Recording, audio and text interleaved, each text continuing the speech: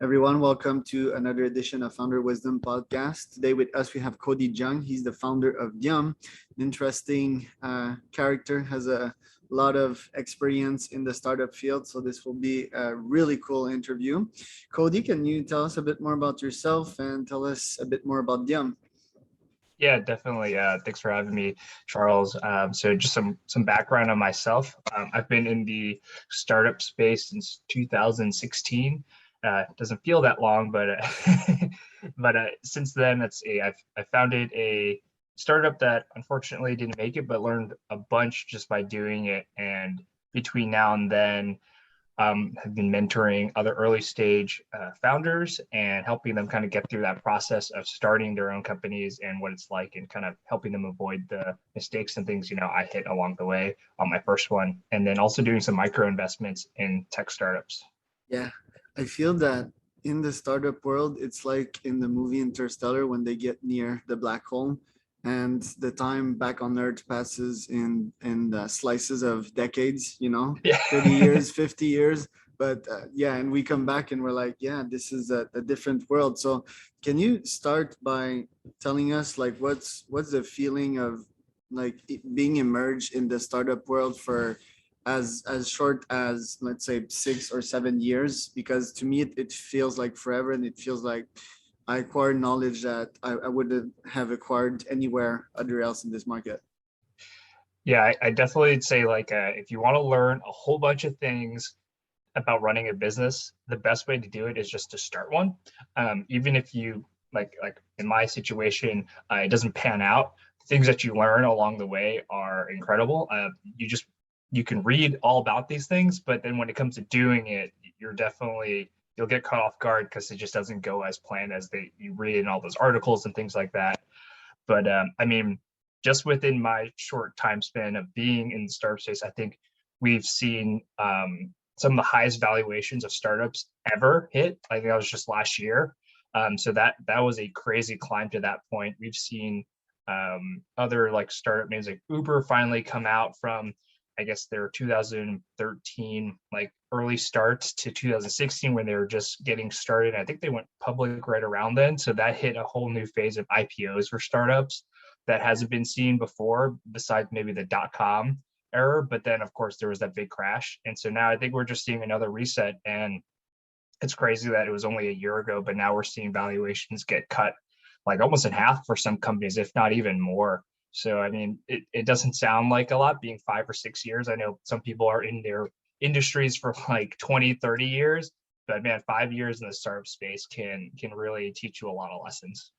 Yeah, things move so fast there, and just the culture, the nerd culture in which you gather the most information possible in your respective field, but also founders tend to put like twice or thrice the time that a normal human being would put. And indeed, memory is imperfect, so they might forget a bunch of lessons, but still, they will retain more than a normal human, I guess. So that Yeah, explains the short time span. I'm curious here because I see on your profile that you started investing in 2017. How does one start investing properly, and how does one like forge a nice career in the VC world? yeah. So I'd say I'm not a VC person, but getting started in the VC space, it's kind of the same as if you're trying to just get your own angel portfolio going. As I mentioned, I'm a micro investor, so my check sizes aren't very big. They're typically between like 500 to like $2,000 a check size, and really the reason I started micro investing was because at the time I was mentoring founders and wanted to get like a holistic picture of, okay, yeah, I know like the founder side of like what it means to be an operator, but what is like an investor going to be looking at when these people are propping up their companies? And so teaching myself how to do that was really the thing that kicked that off. And my biggest tip is just start doing it. You can go to sites like republic.co, seedinvest.com. I think another one's like Start Engine. And so these places allow you to participate in what's called like crowd funded equity rounds. And so you're basically investing, but as like a whole bunch of people. And it's really cool because you get to see a whole bunch of companies that for whatever reason, maybe they just prefer to do it this way because their business model makes a lot of sense to do an equity round, or they want access to more capital, or they just in some cases they just didn't meet some venture capital's expectations and they needed money faster, so they just decide, hey, you know what, the public will get it, and they just tried their luck. So there are lots of different companies out there, and searching those websites and learning how to filter them and build your own thesis and being consistent is super important. You could hit some really cool winners, like I think Heliogen was one that I hit back in the day that ended up being really well. Of course, it IPO'd and got cut in half just like everything else that IPO'd, but there's some other cool ones like I think it was there's a rxinside.com you yeah, have here. exactly. The RX one is the prescription delivery. That was really awesome. They actually were, I think, Seed Invest's like largest round raise for a public crowdfunding round like that. So there's a lot of companies out there that are definitely can get you those VC type, big multiples. So just starting is really important because it takes time for these investments to kind of turn into something profitable. What's the startup scene in Atlanta? I guess in Atlanta, it's pretty interesting in that it's not as a consumer focus as it is B2B focus. Atlanta is one of like the biggest like Fortune 500 headquarters cities. So you have like tons of people, like I think like Delta's there, Home Depot's there. I'm sure I'm missing a ton of other ones, but a lot of big Fortune 500 companies are just sitting there with buildings and office space. Oh, and Coca-Cola, of course, can't forget them. So starting a business in Atlanta is like definitely, if you're going after B2B, that's the city you want to be in. There's some, I mean, of course you can be consumer and stuff like that, but the city's really built on that in terms of their venture ecosystem. But yeah. That's a bit more about Dium and what you guys do for local startups and national startups, I guess. Yeah, so for Dium, kind of going back to where my background was, where I was trying to teach people and help people, go through that early phases of their startup building, and just kept getting the same questions and things like that. And I was like, okay, man, I wish I could just help these people in a way that I didn't have to go to back-to-back meetings that were basically all the same. I was just telling it to a different person.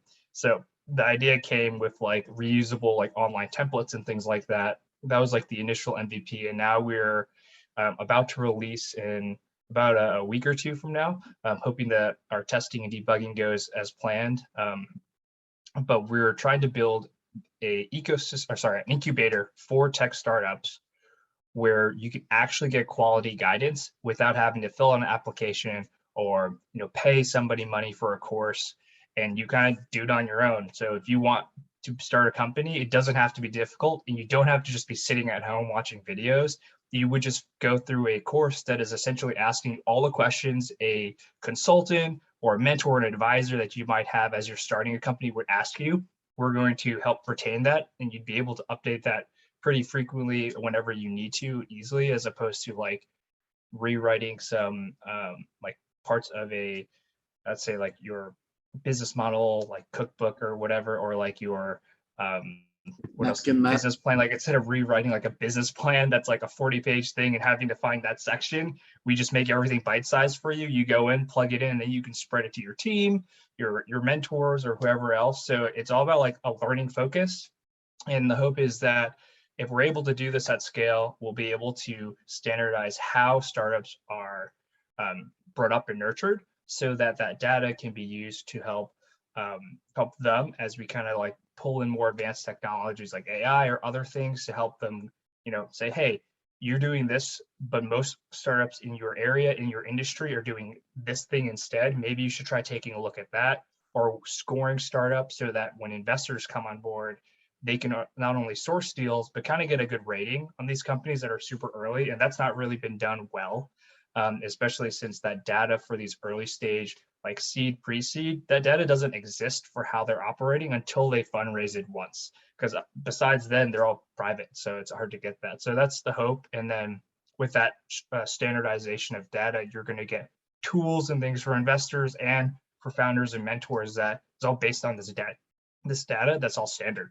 So now everybody will be talking the same language, and everything will be digital as opposed to like, I think a lot of stuff is done in Airtable and like Excel and manually being put in and moved around from like Google Forms to their other, database homes. So that's what Dium's doing at least. And how do you guys make money? Do you have partnerships? Do you have referral fees? How does it work?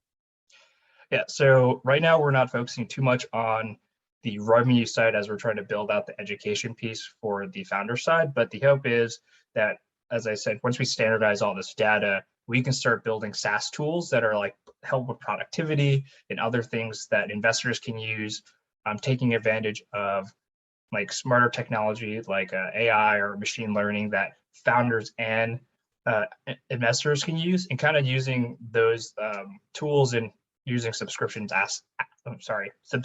access to those tools is where we're trying to play at. But that's kind of probably phase 2 or phase 3, while right now we're in phase 1, which is honing that education piece.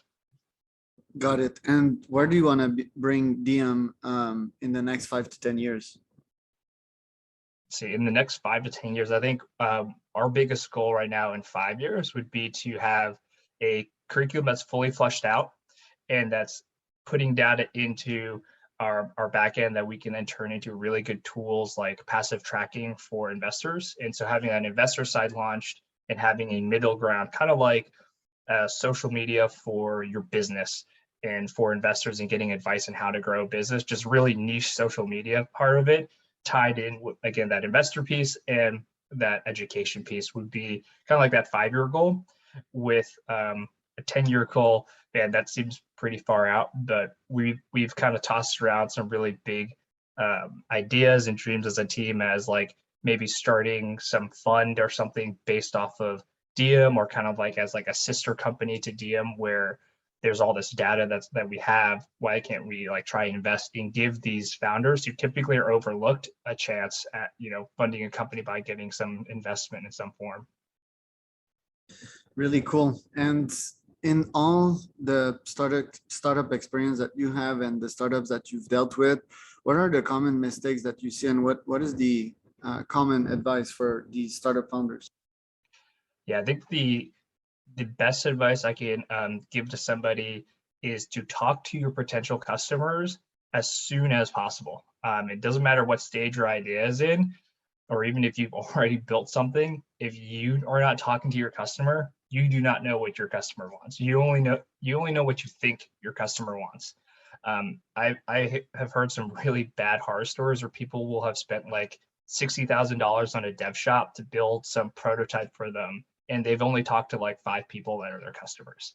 And then like, I think we all know how that turns out. You spent all this money, you only got feedback from 5 people, and now they're like, nobody's buying it or even wants to do anything with it. So I think that's the biggest thing. And even if you don't have access to your customers, just talking to like your friends and family about the idea is super helpful, because they'll give input on like, hey, that sounds kind of weird, or I know a friend who could help you with that. So just talking about your idea of more people is probably the biggest thing I can advise people that want to start building something. Yeah, for sure. And probably, well, back in days, one of my startups, what we did is Facebook ads, leading to some kind of survey and some reward. At the end of the survey, we got like 1,000 responses. So that was pretty helpful to shape our product.